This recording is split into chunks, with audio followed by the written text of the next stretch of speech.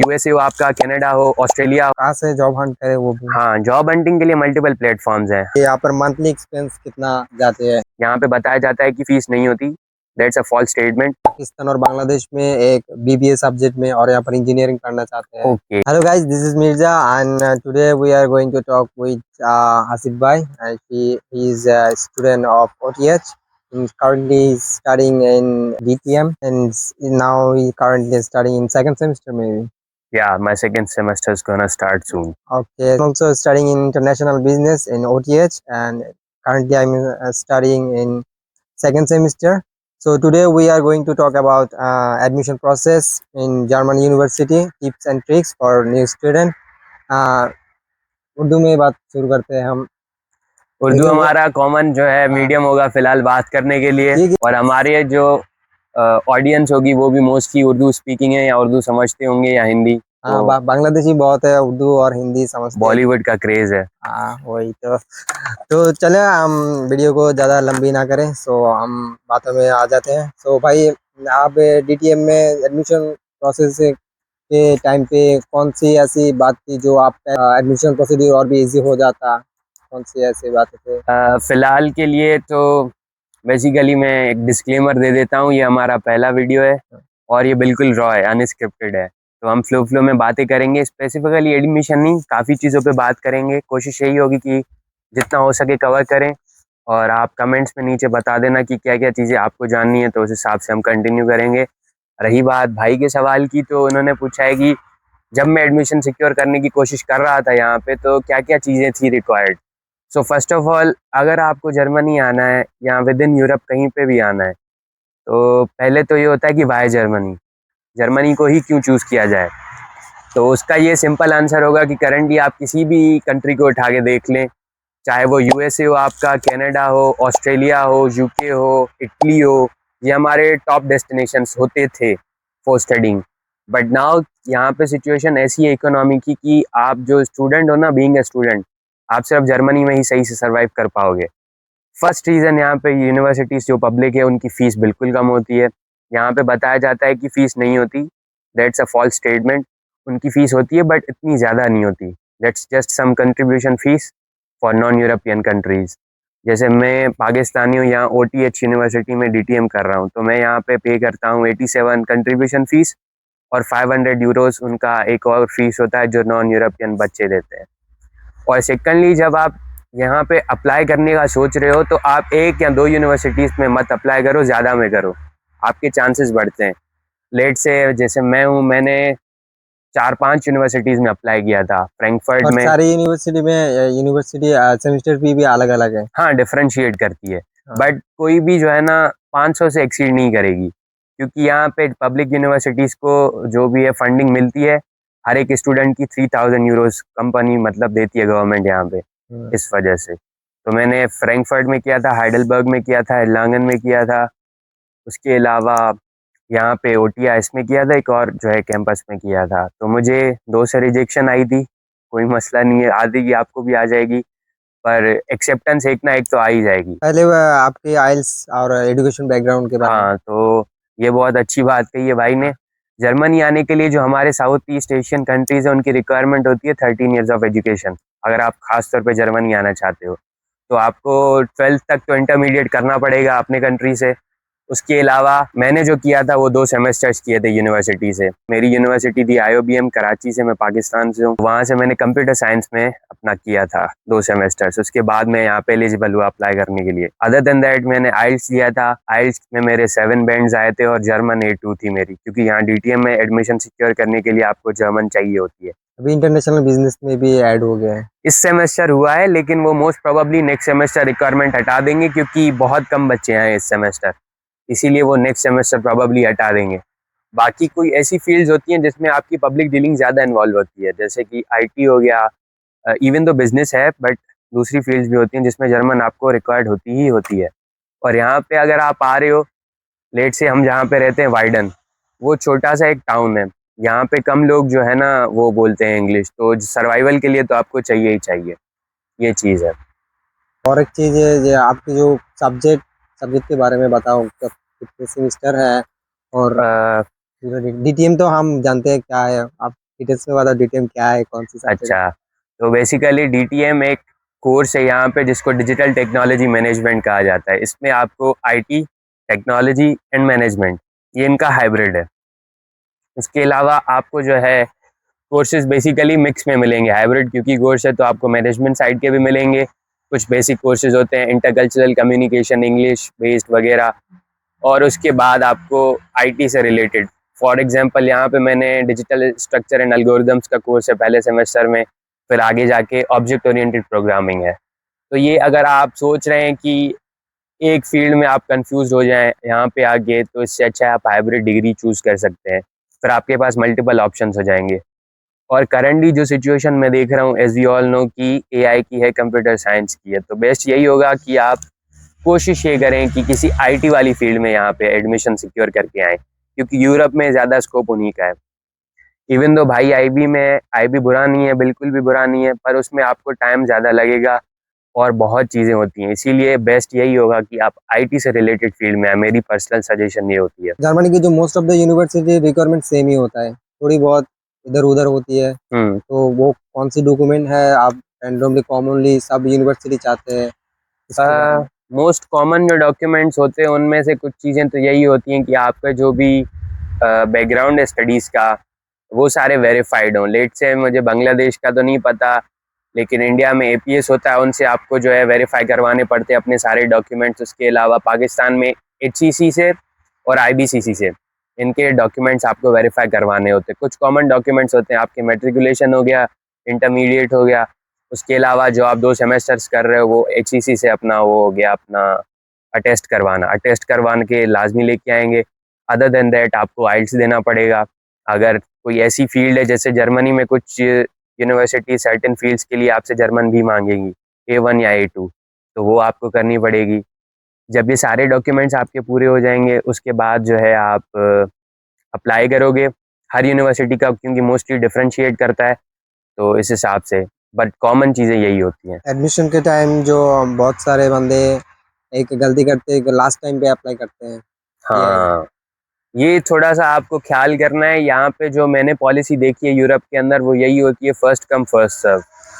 जितना आप early apply करते हो उतना ज़्यादा अच्छा होता है। जैसे ही उनके पास एडमिशन्स के एप्लीकेशंस आते हैं, वो सिलेक्ट करके शॉर्टलिस्ट पहले से कर देते हैं।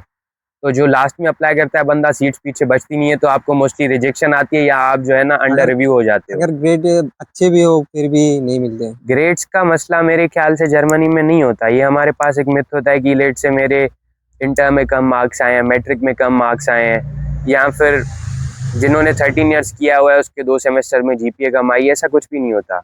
हो जाता है यहाँ पे एडमिशन, एज लॉन्ग एज आपके जो एडमिशन रिक्वायरमेंट्स हैं वो फिल हो रहे हैं और आपने अर्ली अप्लाई किया है, ये चीज़ होती है। इंजीनियरिंग फील्ड है, उसका क्या स्कोप है यहाँ पे? अगर मैं आपको रैंक करके बताऊं कि कौन सी फील्ड ज़्यादा चल रही है यूरोप में या कौन सी कम, तो टॉप पे तो इंजीनियरिंग फील्ड्स ही होंगी, क्योंकि they are the most demanding ones. हाँ, थोड़ी बहुत मुश्किल होती है कंपेयर टू आर फील्ड्स, जैसे मैकेनिकल इंजीनियरिंग हो गया, सिविल इंजीनियरिंग हो गया, एरोनॉटिकल इंजीनियरिंग। ये जो भी इंजीनियरिंग की फील्ड है उनमें मैथ्स थोड़ा सा हार्ड होता है, सबको पता है, बेसिक चीज़ें हैं, मेहनत ज़्यादा करनी पड़ेगी, but they are the most prior other than other fields. फिर सेकंड पे आता है आईटी एंड साइंस की फील्ड्स, कंप्यूटर साइंस हो गया, केमिस्ट्री हो गया, दूसरी बायोलॉजी की फील्ड्स हो गई, उनका भी बहुत अच्छा स्कोप है। फिर मैं रैंक करूँगा जो जनरल ह्यूमैनिटेरियन फील्ड हो गई या बीबीए एमबीए की फील्ड्स हो गई, ये भी अच्छी हैं अपने हिसाब से, पर अगर मैं रैंक करना चाहूँ जॉब की डिमांड के हिसाब से, तो इंजीनियरिंग, साइंस एंड देन दूसरी फील्ड्स। और बहुत सारे बंदे हैं कि वो पाकिस्तान और बांग्लादेश में एक बीबीए सब्जेक्ट में और यहाँ पर इंजीनियरिंग करना चाहते हैं। ओके, उसके तो सिंपली मैं आपको बताना चाहता हूँ यहाँ पे वो चीज़ इतनी मैटर नहीं करती। लेट से आपका बैकग्राउंड कोई और था, आप यहाँ पे किसी और में आ भी जा रहे हैं तो मसला नहीं होगा। मेरा एक दोस्त है जो हमारा पीछे कैमरामैन बैठा है, वो इंडिया से हैं हमारे भाई, वो यहाँ पे इंटरनेशनल बिजनेस में आए थे ओटीएच में, लेकिन उनकी जो बैकग्राउंड है वो इंजीनियरिंग है।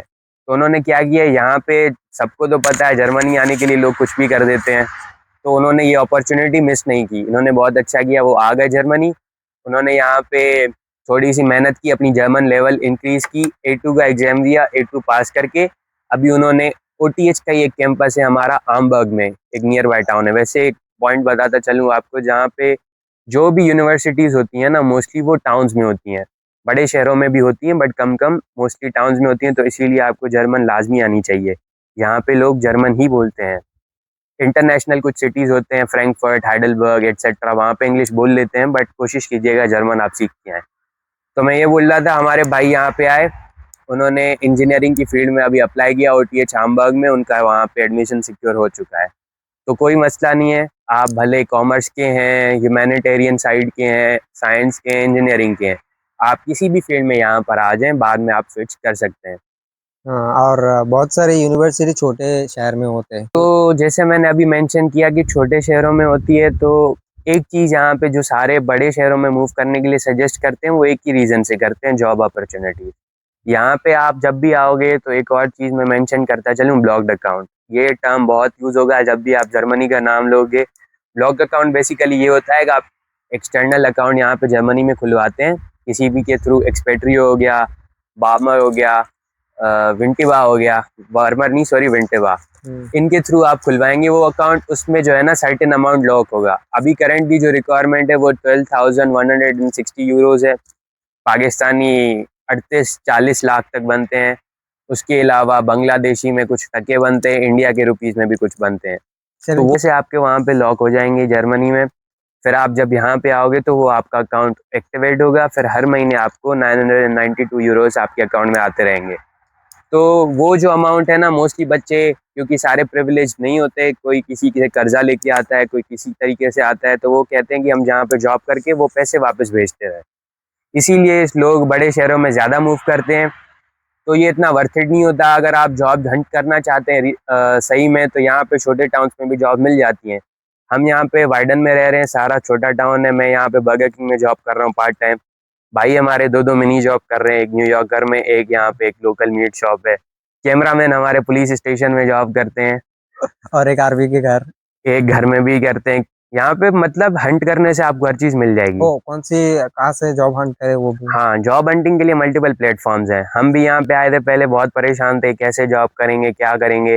फर्स्ट ऑफ ऑल तो क्लाइनेंजाइगन, लोगों को ये पता है कि वो मुफ्त का माल लेने के लिए, ऐसा कुछ भी नहीं है मुझे वहाँ मुझे पे तो जॉब पहले की। पता नहीं था, मैंने सोचा था यहाँ पर सिर्फ सेकंड हैंड सामान हाँ ऐसा ही है, मुझे भी नहीं पता था। हमारे कैमरामैन बड़ी पहुंची हुई चीज है। बताया। आप कमेंट करना, हम नेक्स्ट पार्ट में उनसे पॉडकास्ट बनाएंगे उनके साथ। तो उन्होंने हमें ये बताया था। तो क्लाइनेंजाइगन पे आपको जॉब्स मिल जाएंगी। हमारे एक और दोस्त हैं, वो भी पाकिस्तान से हैं, वो यहाँ पे प्राइवेट यूनिवर्सिटी में आए थे। उनकी फीस बहुत ज़्यादा थी, उन्होंने भी जो है ना फील्ड स्विच कर ली है। ऐसा कोई मसला नहीं होता, आप कर सकते हैं स्विच फील्ड। फिर वो भी बता रहे थे कि जॉब का ऑन ऑफ सीन चल रहा था, हालांकि वो बड़े शहर में रह रहे थे, बर्लिन में, कैपिटल है यहाँ का। तो वहाँ पे अगर जॉब का ऑन ऑफ सीन हो सकता है, वो भी यहाँ पे आगे क्लाइनेंजाइगन पे जॉब लेके गए, वो भी वाइडन के अंदर। तो बड़े शहरों में मूव इन करना इतना वर्थ इट नहीं है। हाँ, अगर आपको केओस पसंद है, केओटिक जगह पसंद है, तो आप मूव कर सकते हो। और छोटे छोटे के बेनिफिट है कि वो बहुत शांत है, बहुत पीसफुल सिटी है भाई, टाउन है हमारा। जो लोग ये एनवायरनमेंट पसंद करते हैं उसके लिए बहुत। हाँ, केओटिक नहीं है, सुकून वाली जिंदगी है यहाँ पे। और एक क्वेश्चन था कि यहाँ पर मंथली एक्सपेंस कितना जाते हैं? डिपेंड करता है इंडिविजुअल पे। लेट से एक बंदा जो एवरेज खर्चा करता है, उसका ज़्यादा से ज़्यादा यहाँ पे 800 तक हो जाएगा, या 850 तक। उसमें आपकी मल्टीपल चीज़ें होती है। फर्स्ट ऑफ ऑल तो आपका जो रेंट होता है, जहाँ पे भी आप रह रहे हो, अगर आप स्टूडेंट डॉर्म में रह रहे हो तो 400 से अबव ही होगा, कम नहीं होगा। प्राइवेट डॉर्मेटरीज में शेयरिंग में 300 तक भी होता है। जैसे हमारे भाई यहाँ पे शेयरिंग में रह रहे हैं तो वो 300 देते हैं। मैं यहाँ पे सिंगल रूम लेके बैठा हूँ तो 450 भरता हूँ। उसके अलावा आपका इंश्योरेंस होता है। मेरे पास टीके का है, भाई के पास जो हमारे कैमरामैन है उनके पास बार्मर का है, तो उनके अराउंड आपको 150 to 60 एवरेज हमारा इंश्योरेंस होता है। डिपेंड करता है, डिफर करता है हर जो है पॉलिसी पे। उसके अलावा आपका डॉइचलैंड टिकट हो गया, 63 यूरोस का नॉर्मली होता है, वो स्टूडेंट डिस्काउंट के बाद आपको 43 to 44 यूरोस का पड़ता है। कई कई यूनिवर्सिटी ऐसे सेमेस्टर के, वो डिपेंड करता है आप कितने लकी हो। अगर आप हाइडेलबर्ग में, बर्लिन में या फ्रैंकफर्ट में किसी पब्लिक यूनिवर्सिटी में हो तो वो आपसे कंट्रीब्यूशन फीस 200 तक लेते हैं, उसमें आपकी डॉइचलैंड टिकट भी इंक्लूडेड होती है। हमारे वाले में नहीं है, वो ख्याल से देखना, वो थोड़ा आप देख लेना। हाँ। उसके अलावा तो ग्रोसरीज हो गई, ग्रोसरीज आपका अराउंड 180 to 200 यूरोज मैक्स आता है मंथ का। तो मिला जुला के आपके मतलब 800 से 900 हो जाएंगे। इसीलिए जो सर्टेन अमाउंट आपके ब्लॉक अकाउंट से हर मंथ आता है वो 992 ही आता है, ताकि आपकी सारी चीज़ें कवर हो जाएं। अंटिल आप जॉब फाइंड करो, आपका यही वे टू गो होता है।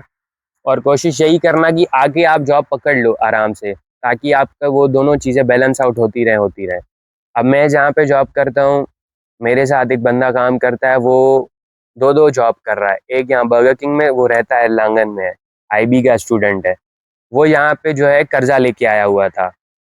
अब उसने क्या किया, यहाँ पे आते ही उसने जॉब पकड़ ली। अब वो हर मंथ अपना कर्जा चुकाता रहता है, पढ़ाई भी उसकी कंटिन्यू रहती है, हर चीज़ वो करता है। मैनेज करना आप पे है, बट कोशिश ये करना कि आते ही जॉब पकड़ लो, ताकि चीज़ें बैलेंस आउट होती रहे। ओके, सो और तो कोई क्वेश्चन नहीं है। बस ये कुछ जनरल चीज़ें थी जो हमने कोशिश की आज कवर करें। हाँ, बाकी ये हमारा अगर एक्सपेरिमेंटल वीडियो था। हाँ आप कमेंट करके बताना जो हाँ, आस्क। और मेरे उर्दू के लिए मैं माफ़ी चाहता हूँ, क्योंकि मैं आ, बहुत वीक हूँ और बहुत ज़्यादा नहीं बोल सकता हूँ। फिर भी कोई गलती हो गई तो मुझे माफ़ कर कोई देना। नहीं भाई, कोई नहीं। ओके, सो आज के लिए यही, तो थैंक यू। नेक्स्ट टाइम मिलेंगे। अच्छा।